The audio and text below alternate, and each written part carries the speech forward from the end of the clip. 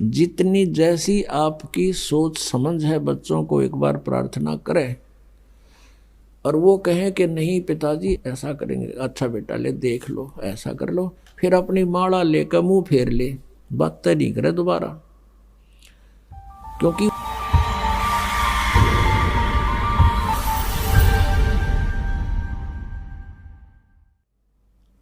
अंत समय में इच्छाएं घटानी चाहिए हमने बुढ़ापे में, और हम बढ़ाते चले जाते हैं। हमने चलने की तैयारी करनी चाहिए, किसी भी आस्था नहीं रखनी चाहिए पोता और पोती में, द्योते और द्योतिया में। ये इनका अपना काम पूरा हो गया, उनका रोल शुरू हो गया बच्चों का, वो अपने बच्चों ने पाले पोसे, उनके संस्कार फलेंगे। और यदि भगवान से उनको जोड़ दिया गया तो भाग्य में ना होगा तो भी मालिक देगा उनको, रक्षा करेगा उनकी। तो फिर हम ठेकेदार किस लिए बने? तो बुढ़ापे में हमारी दूनी दुर्गति करे युकाल, ना तो कोई हम करने योग्य रहते, इच्छाएं इतनी हो जाती हैं, न्यू हो जा भगवान, फलाने का न्यू हो जा, पोते का न्यू हो जा, पोती का वहाँ ब्याह हो जा। तो ये समस्याएं हमने घटानी पड़ेंगी अपनी, और ये ज्ञान से घटेंगी, वैसे कहने सुन से नहीं बनती बात। तो क्या बनती है बुढ़ापे में? आया बुढ़ापा बैरी, बड़े परिवार में ममता गहरी। आवे बुढ़ापा बैरी, बड़े परिवार में ममता गहरी। पोता ब्यालो या मन में रहरी, एली करवा जो खड़ी रहेली, करवा जो खड़ी। जो के ठेका ठा लिया और कोई पूछा नहीं बुढ़ा ने। बच्चे कोई काम करना शुरू करते हैं, बीच में जाकर खड़ा हो गया, नो नहीं भाई नो करो, वो करते होंगे उन्हें डिस्टर्ब करेगा।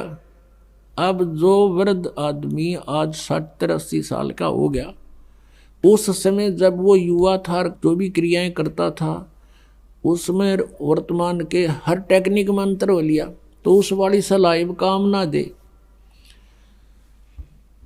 और फिर जब वृद्ध हो जाएगा, यो ज्ञान समझ में आ जाएगा, फिर तो परमात्मा कहते हैं लोभी मन नाम सुमर ले रे, तू जीवित मर ले रे, फिर जीवित मर जाएगा। जितनी जैसी आपकी सोच समझ है बच्चों को एक बार प्रार्थना करें और वो कहें कि नहीं पिताजी ऐसा करेंगे, अच्छा बेटा ले देख लो ऐसा कर लो, फिर अपनी माला लेकर मुंह फेर ले, बात तय नहीं करे दोबारा। क्योंकि वो बालक नहीं है और परमात्मा उनके साथ है।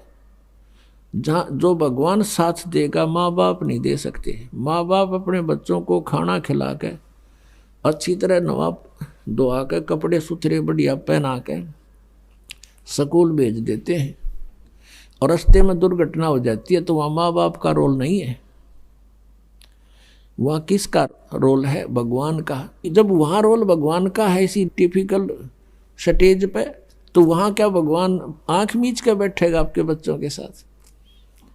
तो पुण्यात्माओं, आत्मज्ञान बिना नर भटके, तो बिना ज्ञान के हम भटक रहे हैं। जब ज्ञान होगा हम बहुत हल्के हो जाएगा बोझ। जैसे सीता जी का ब्याह कर दिया था राजा जनक ने, और विवाह होते ही कुछ दिन के बाद वनवास हो गया। वनवास के बाद फिर उसका अपहरण हो गया, रावण की कैद में रही 12 वर्ष।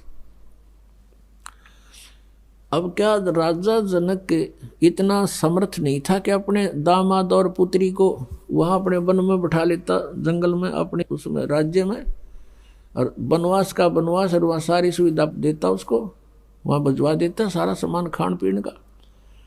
लेकिन नहीं, वो विद्वान पुरुष थे, उनको पता था कि हमारा फर्ज इतना ही था, इनकी विवाह कर दिया और इनका इब भाग फड़ेगा। हमारा बीच में डिस्टर्बेंस कति काम नहीं करे, हम मूर्खता करेंगे इनके बीच में बढ़ के, और हम बीच में पहले बढ़े, बच्चे का ब्याह कर दिया। वैसे तो सारी बात बिगड़ रही है, क्यों ना तो जहाँ हम लड़की का ब्याह करते हैं उनमें जो है भगवान का भय रहा नहीं, और ऐसा ही सचिची अपनी है।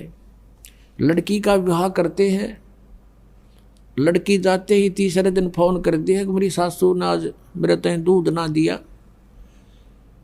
तो लड़की की माँ कह गिला मन ने दिए फोन, और देव तेरी सास ने 2 सुनाओगी गाल, मत करूँ उसने 4 गाल देगी अपनी समधन ने, फिर आजा आजा और छूटा छाटी मुकदमे शुरू हो गए।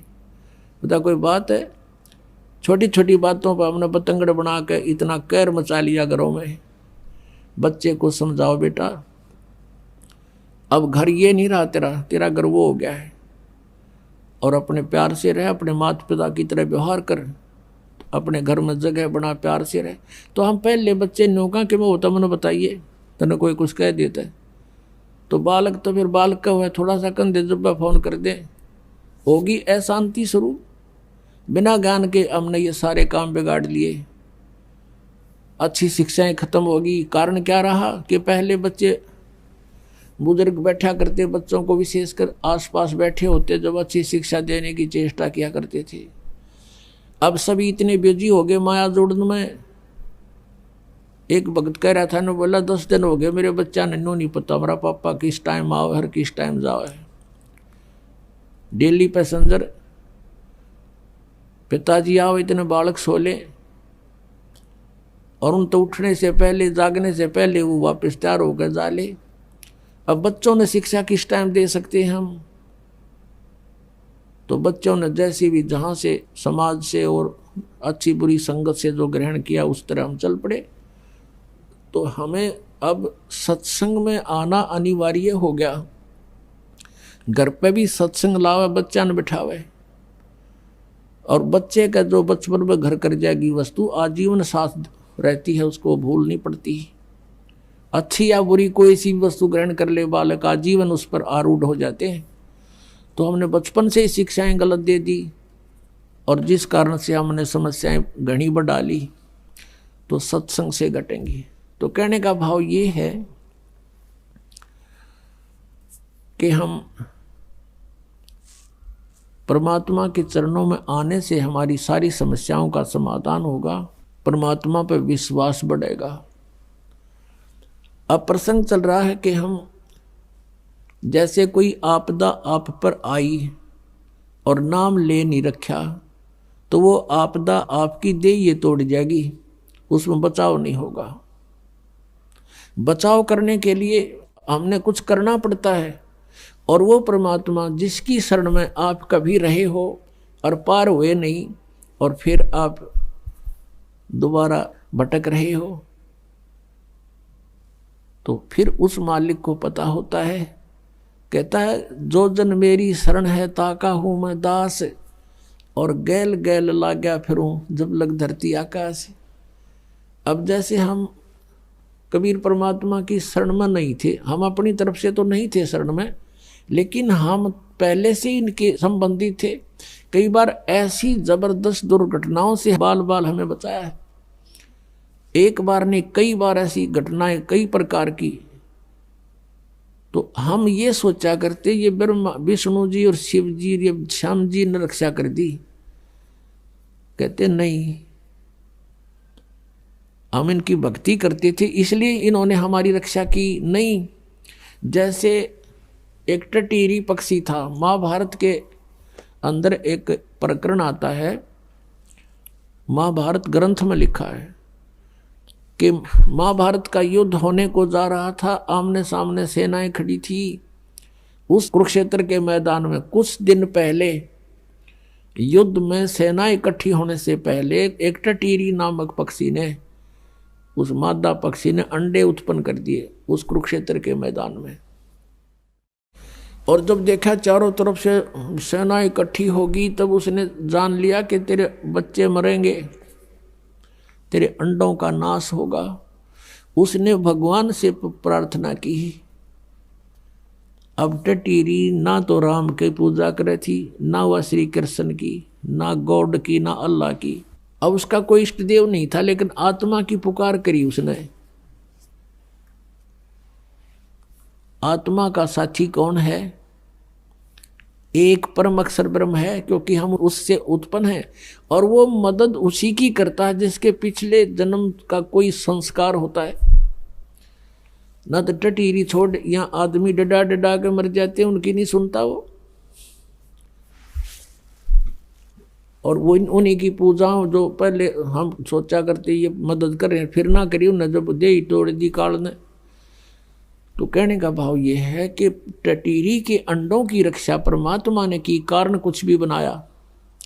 कहते हैं इंद्र के हाथी का एक घंटा टूट गया, हाथी का बांधा करती है टाली सी लंबे, लेकिन उसके बहुत बड़ा घंटाला था, वो आकर ऊपर गिर गया अंडों पे। महाभारत का युद्ध हो गया, अग्निबाण चले, आसपास की जमीन भी फूक दी, पहाड़ भी टूट गए, लेकिन अंडा का आंत नहीं आन दी। अब वो टटीरी किसकी पूजा करती थी? क्या वह राम की पूजा कर रही थी उसमें, या कृष्ण की कर रही थी, या विष्णु की कर रही थी, या कोई श्याम जी पूजा थी? और उसकी रक्षा की वो किसने की?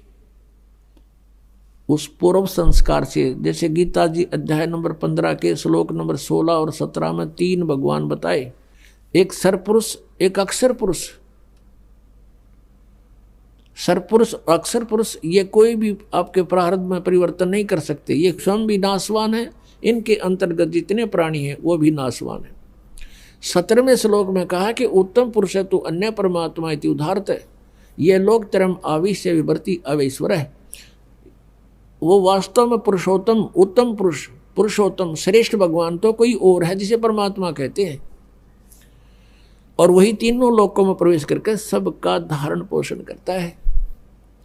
किसी भी प्राणी का जैसा भी लेन देन है वही करता है, वही उसने व्यवस्था करवा रखी है।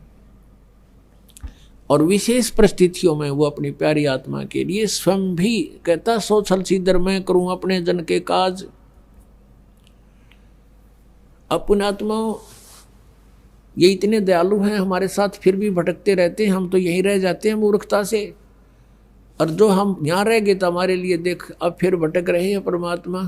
600 वर्ष पहले आए कबीर परमात्मा, जगह जगह जा करके अपने आप अपने सत्संग शुरू कर देते थे, पुण्यात्मा उनके विचार सुनने बैठ जाते थे, उनको फिर चार्ज करके परमात्मा सहस्रीर आए थे, सहस्रीर चले गए। उसके अतिरिक्त भी वो जब चाहें जब प्रकट हो जाते हैं।